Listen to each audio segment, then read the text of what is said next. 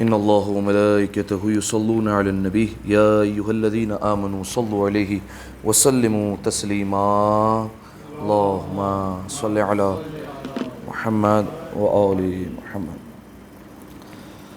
اعوذ باللہ من الشیطان اللعین الرجیم، بسم اللہ الرحمن الرحیم۔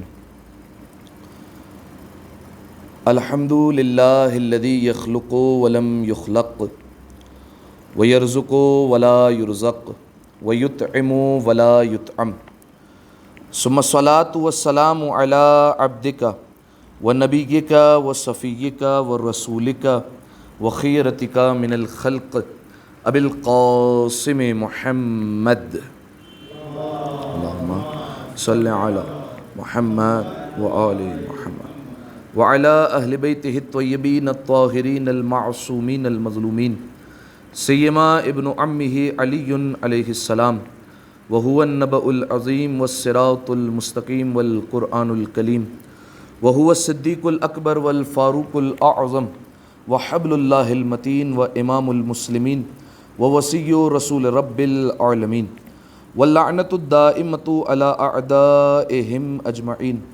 اما بعد فقد قال اللہ سبحانہ وتعالی فی محکم کتابہ المبین، بسم اللہ الرحمن الرحیم۔ ومن اظلم ممن افترى علی اللہ الکذب، صلوات علی محمد وآل محمد اللہم صل علی محمد۔ تمام تر تعریفیں اس ذات واجب الوجود کے لیے کہ جس نے ہمیں روز جمعہ دیکھنا نصیب فرمایا، اور تمام تر شکر بھی اسی کی بارگاہ میں کہ جس نے نماز جمعہ جیسی سعادت سے ہمیں ہمکنار فرمایا۔ مزید توفیقات میں اضافے کے لیے ایک دفعہ مل کر بآواز بلند صلوات پڑھ دیں۔ اللہم صل علی محمد وآل محمد۔ جزاکم اللہ۔ سامعین محترم، گفتگو ہماری مسلسل گناہ کبیرہ کے حوالے سے ہو رہی ہے، اور آپ کی خدمت میں اس بات کو بیان کیا گیا کہ پروردگار عالم نے کچھ باؤنڈریز مقرر کی ہے، کچھ سرحدیں معین کی ہے کہ جن سے آگے انسان نہیں بڑھ سکتا اور ان سے تجاوز نہیں کر سکتا۔ اسی کو گناہ کہتے ہیں شریعت میں، اور اصطلاح میں اس گناہ کی علماء دو قسمیں کرتے ہیں، اور احادیث کے ذیل میں انہوں نے بیان فرمایا کہ اس گناہ کی دو قسمیں، ایک گناہ وہ جو صغیرہ گناہ ہے اور ایک گناہ وہ جو کبیرہ گناہ ہے۔ صغیرہ گناہ مختصر سی بات وہ یہ کہ اگر انسان اس کا مرتکب ہو گیا اور اس کو انجام دے دیا تو پھر دنیا میں ہو سکتا ہے کچھ پریشانی آ جائیں یا تھوڑی بہت پوچھ گچھ ہو جائے، تو اس کو کہتے ہیں گناہ صغیرہ، لیکن بالآخر اس پر جہنم نہیں ہے۔ اور گناہ صغیرہ تو بلکہ وہ گناہ ہے کہ اگر انسان نے انجام دے دیا لیکن ساری گناہ وہ گناہ کبیرہ انجام نہ دے، صرف اس نے گناہ صغیرہ انجام دیا، گناہ کبیرہ کوئی انجام نہیں دیا، تو قرآن کی آیت کا مفہوم یہ ہے کہ پروردگار عالم اس انعام کے طور پر اس کے سارے گناہ صغیرہ کو بھی معاف کر دے گا۔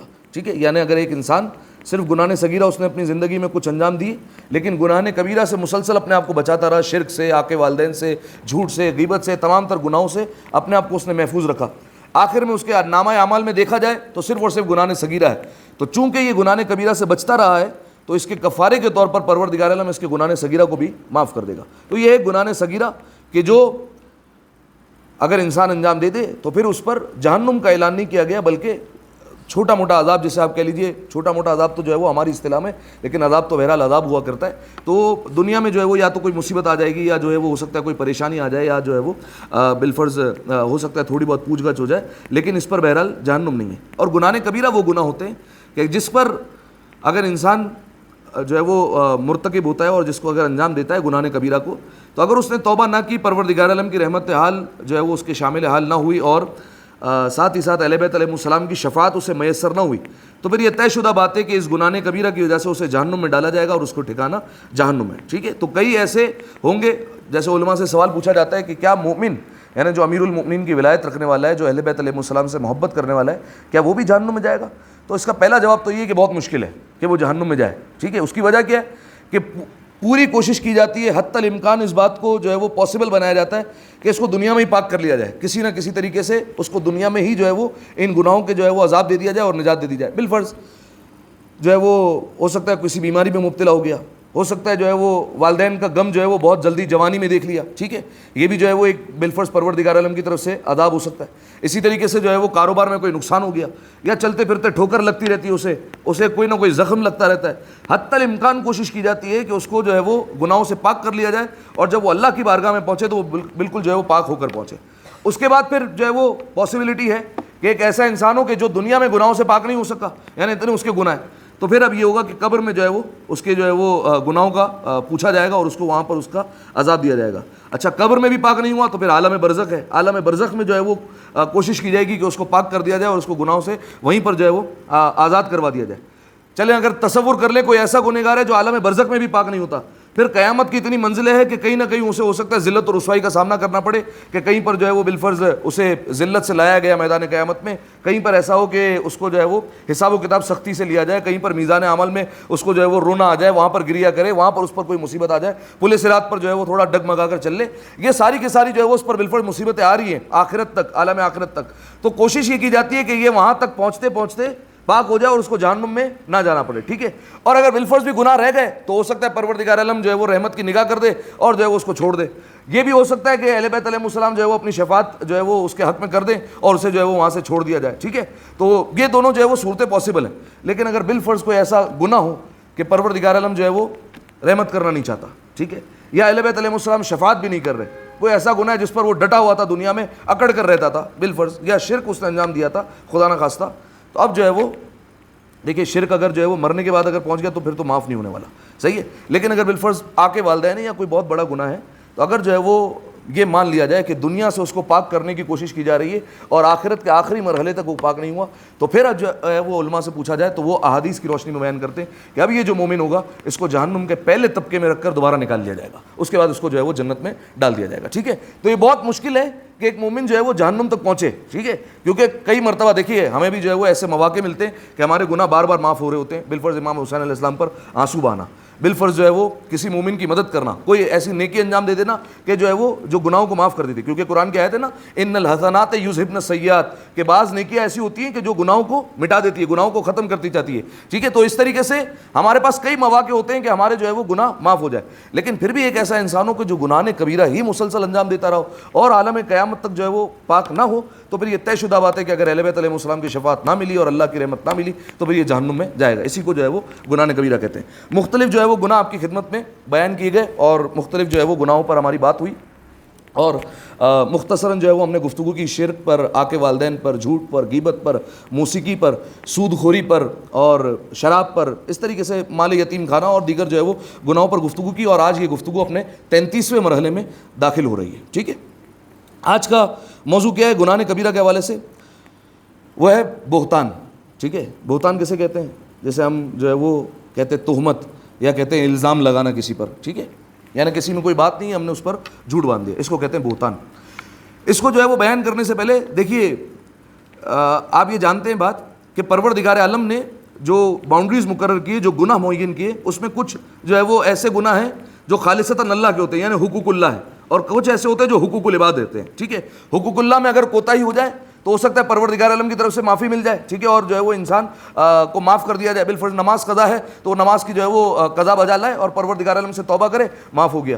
حقوق العباد میں جو ہے وہ مرحلہ تھوڑا سا اور سخت ہو جاتا ہے. جب تک بندہ معاف نہیں کرے گا تو یہ انسان جو ہے وہ گرفتار رہے گا. پہلے بندہ معاف کرے, اس سے جو ہے وہ معافی مانگو. بالفرض کسی مومن کی دل آزاری کر دی, 10 بندوں کے سامنے جو ہے وہ کسی مومن کی تذلیل کر دی, خدا نہ خواستہ اس کو جو ہے وہ ذلیل کر دیا. اب جو ہے وہ اس کی دل آزاری ہوئی یا جو ہے وہ بالفرض اس کا دل جو ہے وہ غمناک ہو گیا اس کی باتوں کی وجہ سے, تو اب جو ہے وہ پروردگار عالم سے معافی تو مانگنی ہی مانگنی ہے, کیونکہ پروردگار عالم نے جو ہے وہ مومن کے حقوق کا جو ہے وہ حکم دیا ہے. تو ایک تو اللہ سے معافی مانگو, اور یہ جو مومن ہے جس کی آپ نے دل آزاری کی ہے اس سے بھی جو ہے وہ معافی مانگنی ہے کہ بھائی ہمیں معاف کر دیجیے کہ ہم نے آپ کی جو ہے وہ دل آزاری کی تھی. تو حقوق العباد میں مرحلہ جو ہے وہ تھوڑا سا اور سخت ہو جاتا ہے. تو پروردگار عالم نے حقوق العباد کا جو ہے نا بہت زیادہ حکم دیا کہ دیکھو جب تک بندہ معاف نہیں کرے گا نا تب تک جو ہے وہ پھر میں بھی معاف نہیں کروں گا. تو اب سامعین محترم دیکھیے اسی میں سے حقوق العباد میں سے ایک آتا ہے جیسے غیبت. غیبت پر ہماری جو ہے وہ 3 جو ہے وہ تقریر ہو چکی ہیں اور اس پر ہم نے گفتگو کی تھی. غیبت کے حوالے سے ہم نے جو ہے وہ بیان کیا تھا آپ کے سامنے. تو دیکھیے شریعت نے آپ دیکھیے جب یہ منع کیا ہے کہ ہم جو ہے وہ کسی کے عیب کو بیان نہ کریں, تو جو عیب کسی میں نہ ہو وہ کیسے بیان کیا جا سکتا ہے, ٹھیک ہے, بلکہ جو ہے وہ تھوڑا سا اور پہلے آئی ہے. شریعت نے دوسرے کی غیبت تو بعد میں منع کی ہے. پہلے شریعت نے اپنے گناہ کو آشکار کرنا بھی منع کیا ہے. ٹھیک ہے, اگر انسان نے کوئی حرام کام کر لیا نا, اس کو اجازت نہیں ہے کہ جا کر دوسرے کو بتائے کہ میں نے یہ حرام کام کیا ہے, کیونکہ پروردگار عالم کی ایک صفت ہے ستار العیوب, میں ہوں عیوب کا چھپانے والا, میں تمہارے عیوب پر پردہ ڈالنے والا ہوں. ٹھیک ہے, تو میں نے تمہارے عیوب کو چھپا کر رکھا ہے, تمہارے گناہوں پر پردہ ڈال کر رکھا ہے. تمہیں یہ حق نہیں ہے کہ تم اپنے گناہ جو ہے وہ معاشرے میں جا کر ہنستے پھرتے بتاتے پھرو. ٹھیک ہے, یہ تو ایک اور گناہ ہو جائے گا کہ حرام بھی آشکار کیا, گناہ پر اصرار بھی کر رہے ہیں اور گناہ پر ڈٹے ہوئے ہیں, ہنستے کھیلتے جو ہے وہ بتا رہے ہیں کہ ہم نے جو ہے وہ یہ گناہ کر دیا. ٹھیک ہے, بالفرض ہوتا ہے یہ معاشرے میں, کسی کو مار کر آ رہے ہیں تو ہنسی خوشی بتا رہے ہیں ہم اس کو مار کر آئے. ٹھیک ہے, یا جو ہے وہ کسی کو گالیاں دی, ابے ہم نے تو خری خری سنا دی تھی اس کو. ٹھیک ہے, تو یہ جو ہے وہ اپنے گناہوں کو جو ہے وہ دوسرے الفاظ میں آشکار کر رہے ہیں. یا جو ہے وہ کہ ہم تو جو ہے وہ ایک عرصے تک جو ہے وہ گانا سنتے رہے, اللہ نے ہدایت دی تو آج جو ہے وہ گانا چھوڑ دیا.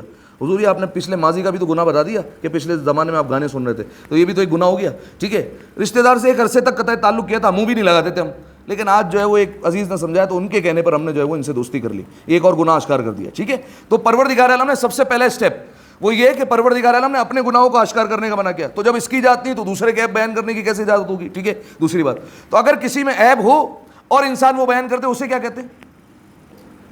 ایک انسان ہے, اس میں وہ عیب پایا جاتا ہے اور میں وہ عیب بیان کر دوں تو اس کو کیا کہتے ہیں؟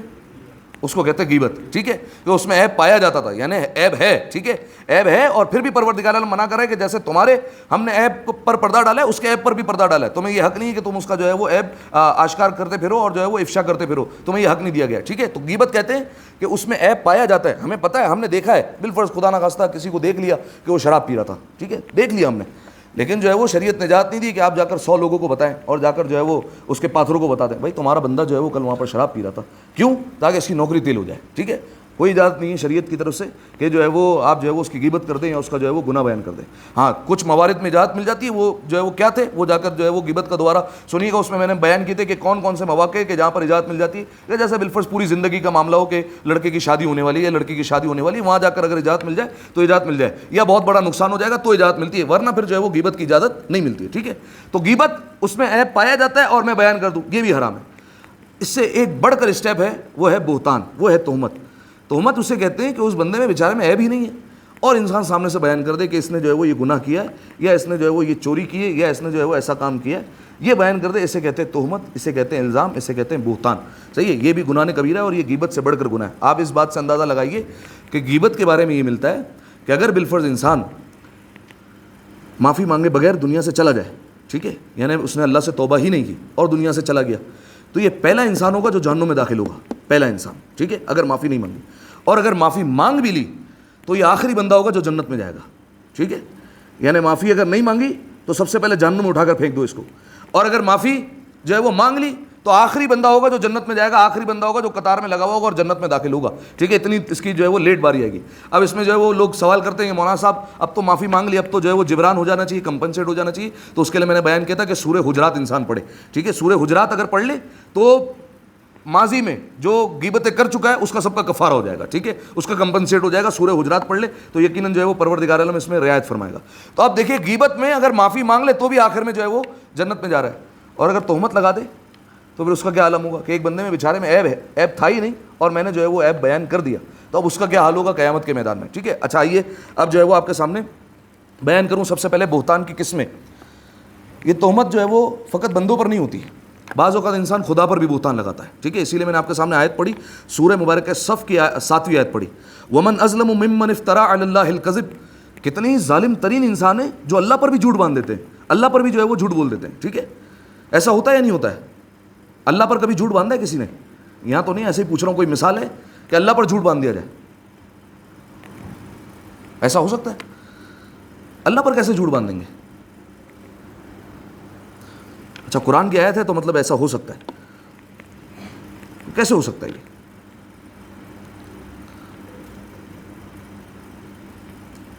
اللہ پر جھوٹ باندھنے کا مطلب یہ, بالفرض ایک مثال دے رہا ہوں, اللہ کے ساتھ کسی کو شریک کرا دے دیا. ٹھیک ہے, ایک اللہ نہیں دو اللہ ہے. صحیح ہے, یہ بھی اللہ پر جھوٹ باندھا ہے. صحیح ہے, اسی طریقے سے اللہ کی صفتوں میں اگر شک کر لیا کہ یا یہ کہہ دیا جائے کہ اللہ نے جو ہے وہ بالفرض اہل بیت علیہ السلام کو خلق کیا, اب اللہ جو ہے وہ بالفرض نعوذ باللہ اب جو ہے وہ اپنے عہدے سے دستبردار ہو گیا اور اللہ جو ہے وہ ایک طرف ہو گیا, اب سارا جو ہے وہ کائنات کا نظام اہل بیت علیہ السلام کے ہاتھ میں. اس میں کوئی شک نہیں ہے کہ پروردگار عالم کے اذن سے اہل بیت علیہ السلام کے ہاتھوں میں کائنات کا تصرف ہے, کائنات کا نظام چلتا ہے. لیکن یہ تصور کرنا کہ اللہ ایک طرف ہو گیا, اب اللہ کا کوئی عمل دخل نہیں ہے, ٹھیک ہے, اب سب کا سب اہل بیت علیہ السلام کے ہاتھ میں اور جو ہے وہ اللہ کچھ نہیں کر سکتا, اب یہ جھوٹ باندھا ہے اللہ پر, ٹھیک ہے. اس کو کہتے ہیں تفویض کا عقیدہ. یہ باقاعدہ ایک پورا فرقہ ہے جس کو کہتے ہیں مفوضہ, یعنی تفویض کرنے والے, اللہ پر جو ہے وہ اس طریقے سے بہتان لگانے والے. تو ایسا بھی فرقہ ہے, ٹھیک ہے. یا جو ہے وہ یہ کہنا کہ اب جو ہے وہ اللہ جو ہے وہ اس کے ہاتھ میں رزق بانٹنا نہیں ہے. اب جو ہے وہ یہ اہل بیت علیہ السلام کا اختیار ہے کہ وہی رزق بانٹیں. اچھا, اہل بیت علیہ السلام کیا رزق بانٹ سکتے ہیں؟ بالکل بانٹ سکتے ہیں, لیکن اللہ کے اذن سے. فرق فقط اور فقط یہی ہے کہ اللہ جو کام کرے گا اس کی ذاتی صفت ہے, ٹھیک ہے. وہ خلق کر رہا ہے اس کی ذاتی صفت ہے, رزق دے رہا ہے اس کی ذاتی صفت ہے, اس کا علم ذاتی صفت ہے. اہل بیت علیہ السلام کے پاس جو کچھ ہے وہ اس کا دیا ہوا ہے, ٹھیک ہے. جو کچھ ہے پروردگار عالم کی طرف سے عطا کرتا ہے. وہ اگر بالفرض ان کے پاس علم ہے, وہ علم لدنی کے مالک ہے, تو پروردگار عالم نے ان کو علم دیا ہے, ٹھیک ہے. تو یہ جو ہے وہ ہمارا عقیدہ ہے. تو اب یہ اللہ پر اس طریقے سے جو ہے وہ جھوٹ باندھے جا سکتے ہیں. یا اللہ کی حکمت سے انکار کر دینا, ٹھیک ہے. یہ میں نہیں مانتا, یہ مجھے سمجھ میں نہیں آتا, یہ اللہ نے اس کو پیدا کیوں کر دیا, یہ کائنات میں مخلوق ہی نہیں ہونی چاہیے تھی, کتنا اذیت دے رہی ہے ہمیں, ٹھیک ہے. یا اللہ کی حکمت سے انکار کر دینا, بعض اوقات کوئی مصیبت آ جائے تو اللہ پر جو ہے وہ سوال اٹھا دینا. یہ سارے کے سارے وہ چیزیں کہ جو اللہ پر بہتان باندھنے کے مترادف ہے, ٹھیک ہے. تو اب آپ سوچیے کہ بندے پر اگر بہتان باندھ دینا ہے تو اتنا سخت ہے, اگر کوئی اللہ پر بہتان باندھے اور اللہ پر جو ہے وہ جھوٹ باندھے تو کتنا بڑا گناہ ہوگا, ٹھیک ہے. تو سب سے پہلا بہتان اس کی قسم بیان کی, اللہ پر جھوٹ باندھنا, ٹھیک ہے. یہ ہو گئی پہلی قسم. دوسرا ہے امام پر یا پیغمبر پر جھوٹ باندھ دینا, ٹھیک ہے. جتنے انبیاء گزرے ہیں یا ہمارے آخری رسول ہے یا امام ہیں, ان پر کسی طریقے سے میں جھوٹ باندھ دوں, ٹھیک ہے, یا ان پر کوئی الزام لگا دوں. جیسے رسول اللہ پر الزام لگے, رسول اللہ پر الزام لگایا گیا یہ جادوگر ہے, ٹھیک ہے, یہ شاعر ہے, یہ مجنون ہے. یا پھر جو ہے وہ ان کے خاندان پر جو ہے وہ سوال اٹھایا گیا, ٹھیک ہے. جو ہے وہ ایسے بدبخت بھی گزرے کہ جنہوں نے پوری کتابیں لکھ دی رسول اللہ کے خاندان پر سوال اٹھانے کے لیے, یا جناب ختیجہ کا خاندان ایسا تھا, یہ ویسا تھا, یہ ایسا تھا. اس طریقے سے جو ہے وہ پورے بری صفات جو ہے وہ اکٹھا کر دی. یہ جھوٹ باندھا ہے, ٹھیک ہے, الزام تراشے. تو پیغمبر پر بھی جو ہے وہ جھوٹ باندھا جاتا ہے. اسی طریقے سے ائمہ علیہ السلام سے بھی جھوٹ باندھا جاتا ہے اور ان پر بھی جو ہے وہ بدگمانی کی جاتی ہے. اچھا, اس کی سب سے پریکٹیکل مثال پتہ ہے کیا ہے؟ آج کل لوگ سمجھ رہے ہوتے ہیں ہم صحیح کر رہے ہیں. جو یہ ہمارا واٹس ایپ ہے نا, واٹس ایپ کی بیماری, اس پر آ جاتی ہے حدیث لکھی اور نیچے لکھا ہوا ہے بہار الانوار جلد نمبر 96 صفحہ نمبر یہ. اٹھاؤ 100 لوگوں کو پھینکو, جب تک 100 لوگوں کو نہیں جائے گا ہمیں ثواب ہی نہیں ملے گا. 100 لوگوں کو بھیجو, 200 لوگوں کو بھیجو, 300 لوگوں کو بھیجو, جب جا کر ہمیں ثواب ملے گا. سب پڑھیں. بھائی تحقیق تو کر لو پہلے کہ یہ آیا حدیث ہے یا حدیث نہیں ہے, آیا ایسا ہے بھی یا نہیں ہے. ہاں, اگر آپ کو جو ہے وہ بالفرض یقین ہے کہ کسی آپ کو عالم نے بھیجی ہے, یا جو ہے وہ ایسی کتاب سے جو ہے وہ بھیجی ہے جو آپ کی نظر سے گزر چکی ہے, یا پھر جو ہے وہ کوئی مستند عالم ہے جو آپ کو پتہ ہے کہ یہ جو ہے وہ ان سے غلطی نہیں ہوگی, یہ جو ہے وہ صحیح بھیجیں گے, تو الگ بات ہے. یا ایسے بندے پر کہ جو مطالعہ کرتا رہتا ہے, آپ کو پتہ ہے یہ بندہ جو ہے وہ یار جھوٹ نہیں بولتا, یہ نہیں کرے گا اس طریقے سے, تو ٹھیک ہے.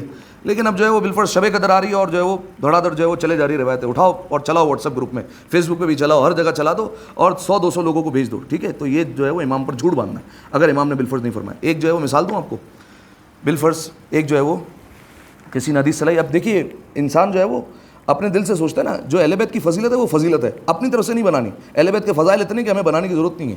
بالفرض جو ہے وہ ایک جو ہے وہ حدیث چلا دی کہ امام علیہ السلام نے فرمایا کہ جناب ابو الفضل عباس, یہ جو ابو الفضل ہے اس کا مطلب ہے کہ جناب ابو الفضل عباس جو ہے وہ ہر فضیلت کے خالق ہیں, انہوں نے ہر فضیلت کو خلق کیا ہے, اور اہل بیت علیہ السلام کو جو فضیلتیں دی وہ بھی حضرت عباس نے دی انہیں, ٹھیک ہے. یہ حدیث چلا دی حضرت عباس کے بارے میں. اب یہ تو حضرت عباس پر جھوٹ باندھا ہے. حضرت عباس کی فضیلت ہم اور جو ہے وہ ان کی اطاعت یا ان کا جو مقام اور ان کا جو مرتبہ مانتے, وہ اسی وجہ سے مانتے کہ حضرت عباس حسین کے پیچھے چلنے والے تھے, ان کی اطاعت کرنے والے تھے, اس وجہ سے جو ہے وہ جناب عباس کا اتنا مقام بلند ہے. اور یہ حدیث میں کیا کر دیا, حضرت عباس کو ایک قدم لا کے جو ہے وہ آگے کھڑا کر دیا امام حسین علیہ السلام سے, اور جو ہے وہ نعوذ باللہ حضرت عباس پر جھوٹ باندھ دیا, اہل بیت علیہ السلام پر جھوٹ باندھ دیا کہ امام نے ایسا فرمایا کہ نعوذ باللہ جناب عباس نے ہر فضیلت کو خلق کیا ہے, ٹھیک ہے. حالانکہ فضیلت جو ہے وہ دینے والا یقیناً پروردگار عالم ہے یا اس کا رسول ہے یا ائمہ علیہ السلام ہے, ٹھیک ہے. تو اب یہ کہنا کہ حضرت عباس نے سب فضیلت دی تھی, یہ جھوٹ باندھ دیا, ٹھیک ہے. تو اس طریقے سے بھی جو ہے وہ جھوٹ باندھا جاتا ہے. تو یہ ہو گیا اہل بیت علیہ السلام پر یا اماموں پر یا پیغمبروں پر جھوٹ باندھنا, ٹھیک ہے. اچھا, اب آئیے لوگوں پر جھوٹ باندھنا. لوگوں پر جو ہے وہ جھوٹ باندھنا کس طریقے سے ہوگا؟ کسی نے کوئی کام نہیں کیا ہے اور میں نے بیان کر دیا کہ اس بندے نے یہ کام کیا ہے, ٹھیک ہے. تو یہ ہو گیا لوگوں پر جھوٹ باندھنا, صحیح ہے. اب میں آپ کے سامنے جو ہے وہ روایت پڑھتا ہوں کہ اس کا نقصان کیا ہے. چھٹے امام امام جعفر صادق علیہ الصلوۃ والسلام, اللہم صلی علی محمد وعلی, چھٹے امام نے فرمایا, دیکھیں نقصان دیکھیے گا. پہلا سب سے فرمایا جو کوئی اپنے مومن بھائی پر تہمت لگائے تو اس کے دل سے ایمان ایسے رخصت ہو جائے گا جیسے نمک جو ہے وہ پانی میں گھل جاتا ہے, ویسے جو ہے وہ اس کے دل سے ایمان نکل جائے گا, رخصت ہو جائے گا اس کے دل سے, ایمان نہیں بچے گا. یعنی وہی آخری زمانے کی آپ نشانی یاد کیجئے جو حدیث میں بیان کی جاتی ہے کہ آخری زمانے میں کہ جب انسان جو ہے وہ گھر سے نکلے گا تو مومن ہوگا, جب پلٹ کر آئے گا تو کافر ہو جائے گا, ٹھیک ہے. یہ آخری زمانے کی نشانیوں میں سے, صحیح ہے. اسی طریقے سے آخری زمانے میں ہاتھوں پر صبح سے شام انگارہ لے کر کھڑا ہونا آسان ہوگا لیکن اپنے ایمان کو بچانا مشکل ہوگا, یہ بھی حدیث ہے, ٹھیک ہے. تو آخری زمانہ وہ ہوگا کہ جس میں تیزی سے لوگ جو ہے وہ مومن سے ہو رہے ہوں گے کافر, ان کا ہاتھوں سے ایمان جا رہا ہوگا. تو کئی گناہ ایسے جو انسان کے ہاتھوں سے جو ہے وہ ایمان نکل جانے کا سبب بن جاتے ہیں. تو ان میں سے ایک کیا ہے؟ تہمت ہے, کہ اگر کسی مومن بھائی پر تہمت لگا دی کسی بھی طریقے سے, چاہے فیل سے چاہے کال سے, کسی بھی طریقے سے تہمت لگا دی, تو اب یہ اس کا ایمان جو ہے وہ ہاتھوں سے نکل جائے گا اور اس کا ہاتھوں سے ایمان چلا گیا. یہ تو پہلا جو ہے وہ نقصان ہوا دنیا میں. اور سنیے, قال رسول اللہ صلی اللہ علیہ وآلہ وسلم, احمد مصطفیٰ محمد مصطفیٰ صلی اللہ علیہ وآلہ وسلم, اللہم صلی علی محمد, توجہ رکھیے, من بہت مؤمنا, فرمایا جو کسی مومن بھائی پر تہمت لگائے, بہتان لگائے, او مؤمنۃ, یا کسی مومنہ عورت پر بہتان لگا دے, او قال فیہ ما لیس فیہ, یا اس کے بارے میں ایسی بات کہے جو اس میں نہیں پائی جاتی ہے. بالفرض اس نے جو ہے وہ چوری کی ہوگی, ٹھیک ہے, بالفرض جو ہے وہ ایک پریکٹیکل مثال دے رہا ہوں, شاید جو ہے وہ ہو جائے. دکان سے جو ہے وہ 50 بالے جو ہے وہ کم ہو گئے, صحیح ہے, اب کسی اور نے کیا اور اس پر الزام لگا دیا, اسی نے کیے ہوں گے, ٹھیک ہے, یا جو ہے وہ اسی نے جو ہے وہ کسی کے ساتھ جو ہے وہ مل کر اس کو جو ہے وہ شارٹ کیے ہوں گے, ٹھیک ہے, بالفرض. تو یہ ایک الزام لگا دیا, حالانکہ جو ہے وہ اطمینان نہیں ہے, حالانکہ یقین نہیں ہے, کوئی پروف نہیں ہے, کوئی ثبوت نہیں ہے, لیکن لگا دیا الزام. ایک مثال دے رہا ہوں, ٹھیک ہے. اب الزام تو لگ گیا, ہوگا کیا؟ فرمایا کہ جو اپنے مومن بھائی پر بہتان لگائے یا مومنہ پر بہتان لگائے یا ایسی بات کہے جو اس میں نہیں پائی جاتی ہے, فرمایا اقامہ اللہ تعالی یوم القیامت علی تل من النار, اللہ قیامت کے دن اسے آگ کے ٹیلے پر کھڑا کر دے گا. صحیح ہے, آگ کا ٹیلا کسے کہتے ہیں؟ یہ سنا ہے آپ نے, تلہ زینبیہ, کربلا میں ایک مقام ہے, تلہ اسے کہتے ہیں جو اونچی جو ہے وہ جگہ ہو, اسے کہتے ہیں تلہ, ٹھیک ہے. یعنی جو ہے وہ امام حسین علیہ السلام کی قتل گاہ نیچے کی طرف ہے اور تلہ زینبیہ جو ہے وہ بلندی کی طرف ہے, جہاں پر جناب زینب کھڑی ہوئی تھی اور انہوں نے سارا منظر دیکھا تھا. تو اللہ جو ہے وہ قیامت کے میدان میں سب کے سامنے اسے آگ کے ٹیلے پر کھڑا کر دے گا. اور کیا ہوگا؟ حتی یخرج مما قالوا فی, کب تک کھڑا رہنا ہے؟ کہا پہلے جو وہ الزام لگایا تھا ثابت کرو, پہلے جب تک ثابت نہیں کرو گے اترنے نہیں دیں گے, پہلے ثابت کرو پھر اترو. حضور دنیا میں تو ثابت کر نہیں پائے, تو قیامت میں کیسے ثابت کریں گے؟ جب اللہ جو ہے وہ حاکم ہے اور اللہ جو ہے وہ فیصلہ کرنے والا ہے, تب کیسے جو ہے وہ ثابت کریں گے؟ ثابت کرو, اس وقت تک جو ہے وہ اترنے نہیں دیا جائے گا. اچھا, آپ جانتے ہیں یہ آسان بات نہیں ہے. اور ایک روایت بھی یہاں پر بیان کروں کہ بہلول دانا اور ہارون رشید کا جو ہے وہ دور تھا. تو بہلول دانا آئے, اور بہلول دانا آپ جانتے ہیں کہ دیوانگی کا لباس جو ہے وہ 7ویں امام کے کہنے پر اڑا تھا, حالانکہ جو ہے وہ دیوانہ نہیں تھے, دانا تھے. آئے اور جیسے ہی دربار میں داخل ہوئے تو دیکھا کہ تخت خالی پڑا ہے ہارون کا, اس پر جا کر بیٹھ گئے. اور جیسے ہی بیٹھے تو ہارون کے اتنی دیر میں سپاہی آ گئے اور دیکھا کہ بہلول بیٹھا ہوا ہے, تو کہا کہ بہلول نیچے اترو, یہ جو ہے وہ تمہاری جگہ نہیں ہے. تو بہلول نے کہا میں تو نہیں اتروں گا. تو انہوں نے زبردستی مار کر, ڈنڈوں سے اور ہاتھوں سے لاتوں سے مار کر نیچے اتار دیا بہلول کو. اب بہلول رونے لگے. اتنی دیر میں ہارون آ گیا, کہا بہلول کیا بات ہے, کیوں رو رہے ہو؟ تو بہلول نے کچھ نہیں کہا, سپاہی بول پڑے اور کہا کہ ہم نے اس لیے مارا کیونکہ آپ کی جگہ پر بیٹھے تھے. تو کہا کہ بہلول اچھا کوئی بات نہیں, ان سے غلطی ہو گئی, ان کو معاف کر دو, انہوں نے تمہیں مارا. تو بہلول نے کہا کہ میں اپنے آپ پر نہیں رو رہا ہوں, تیرے پر رو رہا ہوں. کہا مجھ پر کیوں رو رہے ہو؟ کہا میں تھوڑی دیر کے لیے بیٹھا تو مجھے مار کر نیچے اتار دیا, تو کب سے بیٹھا ہوا ہے اس پر اور اتنے جو ہے وہ عرصے سے حکومت کر رہا ہے اور غصبی حکومت پر جو ہے وہ تو غصبی کرسی پر بیٹھا ہوا ہے, تو تیرا کیا حال ہوگا؟ تو اس وقت جو ہے وہ ہارون بڑا پریشان ہوا. تو اس وقت جو ہے وہ بہلول نے کہا کہ ہارون ذرا جو ہے وہ اپنے آپ پر غور کرو کہ پروردگار عالم قیامت میں کیسے حساب لے گا. وہ کیسے لے گا؟ کہا ذرا سوچو قیامت کے میدان میں جو ہے وہ کس طریقے سے انسان کو کھڑا کیا جائے گا اور وہاں پر حساب لیا جائے گا, اور سورج سوا نظر پر ہوگا, اور پھر جو ہے وہ کئی لوگوں کو جو ہے وہ آگ پر کھڑا کر کے جو ہے وہ حساب و کتاب لیا جائے گا. تو بہلول نے کہا امتحان لے کر بتاؤں؟ کہا کہ بتاؤ. کہا ایک توا منگا لو, فل گرم کر دو, ٹھیک ہے. تو توا منگایا اور فل جو ہے اس کو گرم کر دیا. بہلول اس پر کھڑے ہو گئے. کہا پہلے میں اس پر کھڑا ہوتا ہوں اور میں اپنا حساب و کتاب دیتا ہوں, اور بتائیں گے کھانا کیا کھاتے ہیں, جو ہے وہ پیتے کیا ہیں, اور جو ہے وہ لباس کیا پہنتے ہیں, بس یہ بتانا اور نیچے اتر جانا ہے. وہ لایا گیا اور بہلول اس پر کھڑے ہو گئے, اور جیسے ہی کھڑے ہوئے تو فوراً جو ہے انہوں نے کہا کہ میں سوکھی روٹی پر گزارا کرتا ہوں, پانی پر جو ہے میرا گزارا ہوتا ہے, ایک لباس ہے, ایک چادر ہے جس کو میں اوڑھ کر گزارا کرتا ہوں, اور اتر کے نیچے. صحیح ہے. تو جیسے ہی آئے تو اب ہارون کو کہا بسم اللہ. اب جو ہارون آیا اور اس نے جو ہے وہ کھانے بیان کرنے شروع کیے, تو کتنے انواع و قسم کے جو ہے وہ کھانے کھایا کرتا تھا, اور کتنے جو ہے اس کے مشروبات تھے, اور کتنے جو ہے وہ زرق برق لباس تھے. اور جیسے ہی جو ہے وہ ایک قدم رکھا اور فوراً جو ہے وہ نیچے اتر گئے. وہ بہلول نے کہا جب 2 لمحے کی جو ہے وہ اور دنیا کی آگ جو ہے وہ برداشت نہیں ہو رہی, تو قیامت میں جب پروردگار عالم حساب لینے پر آئے گا تو کیا ہوگا؟ تو خیر, رسول اللہ نے فرمایا جو کسی مومن پر یا مومنہ پر بہتان لگائے یا ایسی بات کہے جو ان میں موجود نہیں ہے, نہیں پائی جاتی, اور الزام لگا دی چور ہے, اسی نے فراڈ کیا ہے, اسی نے ایسا کیا ہوگا, اسی نے ایسا کیا ہوگا, اسی نے جھوٹ بولا ہوگا, اسی نے یہ کیا ہوگا, بالفرض, تو اللہ کیا کرے گا؟ قیامت کے دن اسے ایک آگ کے ٹیلے پر کھڑا کر دے گا. کھڑے ہو جاؤ. کب تک نہیں اتارے گا؟ حتی یخرج مما قال فی, پہلے ثابت کرو کہ اس نے ایسا کیا تھا, جب تک ثابت نہیں ہوگا نیچے نہیں اتارا جائے گا. دوسری صورت یہ بندہ معاف کر دے, ٹھیک ہے, بندے نے اگر معاف کر دیا تو جو ہے وہ اتر سکتا ہے, لیکن آپ کو پتہ ہے قیامت میں کون معاف کرے گا؟ ایک دفعہ صلوات پڑھے مل کر باآواز سے بولے اللہم صلی علی محمد. تو یہ ہو گیا آخرت کا عذاب. اب ایک دنیا کا بھی سن لیجئے کہ دنیا میں اگر تہمت لگا دی تو اب دنیا میں کیا ہوگا. چھٹے امام جعفر صادق علیہ الصلوۃ والسلام، اللہم صلی علی محمد و آل محمد۔ چھٹے امام نے بیان فرمایا من روا عن مؤمن روایتاً یرید بہا شیئا، فرمایا جو کسی مومن کے بارے میں ایسی بات بیان کرے کہ جس سے ارادہ یہ ہو کہ اس مومن کو ذلیل کر دے، اس مومن کی بے عزتی کرے، ایسی بات بیان کر دے، ٹھیک ہے، اب چاہے اس میں ہو یا نہ ہو، صحیح ہے، بالفرض جو ہے وہ اس میں نہیں ہے اور جو ہے وہ یہ بیان کر رہا ہے، یا ہے اور پھر بھی بیان کر رہا ہے، تو ہوگا کیا؟ فرمایا کہ لَيُسْقِطَهُ مِنْ أَعْيُنِ النَّاسِ، سب سے پہلا تو یہ عذاب ہوگا اس پر، چاہے وہ گھر کے کونے میں بھی چھپ کر بیٹھا ہوگا نا، پروردگار عالم اسے باہر لائے گا اور اسے سب سے پہلے لوگوں کی نگاہ میں گرائے گا، ٹھیک ہے، یہ سب سے پہلا عذاب ہوگا۔ ایسا کیوں؟ کیونکہ اس کا ارادہ کیا تھا کہ اس مومن کو جو ہے وہ بے عزت کرے، اس مومن کی تذلیل کرے، اس مومن کو رسوا کرے، اس نے یہ سوچا تھا کہ میں اپنی بات کے ذریعے سے اس مومن کو نیچا دکھا دوں، اس نے یہ سوچا تھا، تو چاہے گھر کے گوشے میں بیٹھا ہو پروردگار عالم باہر نکالے گا اور اسے ذلیل کرے گا، پہلے اسے ذلیل کرو، ٹھیک ہے۔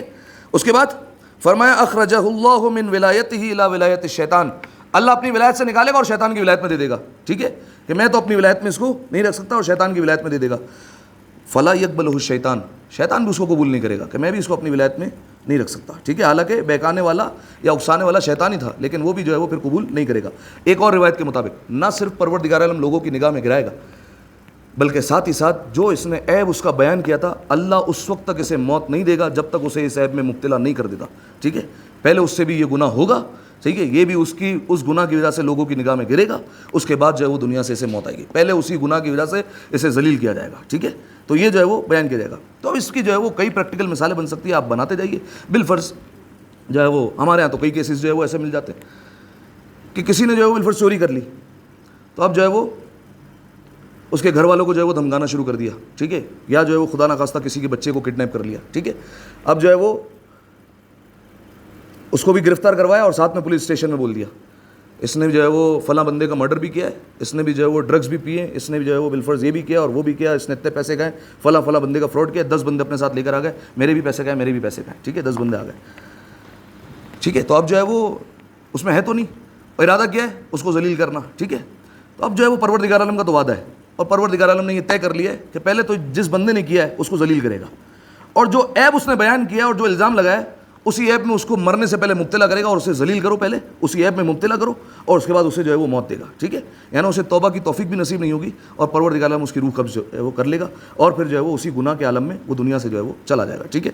تو یہ جو ہے وہ بہتان کے حوالے سے آپ کی خدمت میں بیان کیا، خلاصہ کلام یہ ہوا کہ پروردگار عالم نے اپنا گناہ بیان کرنے کے لیے بھی منع کیا ہے، جو آپ میں عیب ہے وہ بھی بیان کرنے کی اجازت نہیں ہے، ٹھیک ہے، کسی اور کو نہیں بتایا جا سکتا کہ ماضی میں بالفرض جو ہے وہ میں غیبت کیا کرتا تھا لیکن اللہ نے ہدایت دی، خدا کا شکر ہے، ٹھیک ہے، تو یہ ماضی کا آپ نے گناہ بیان کر دیا، اس کی بھی اجازت نہیں ہے۔ دوسرا، کسی اور میں عیب پایا جاتا ہے تو وہ عیب بیان کرنے کی بھی اجازت نہیں ہے، ٹھیک ہے، تو جب اپنا عیب بیان کرنے کی اجازت نہیں ہے تو سامنے والے کا عیب بیان کرنے کی کیسے اجازت ملے گی، ٹھیک ہے، اس کو کہتے ہیں غیبت، اس کی بھی اجازت نہیں ہے۔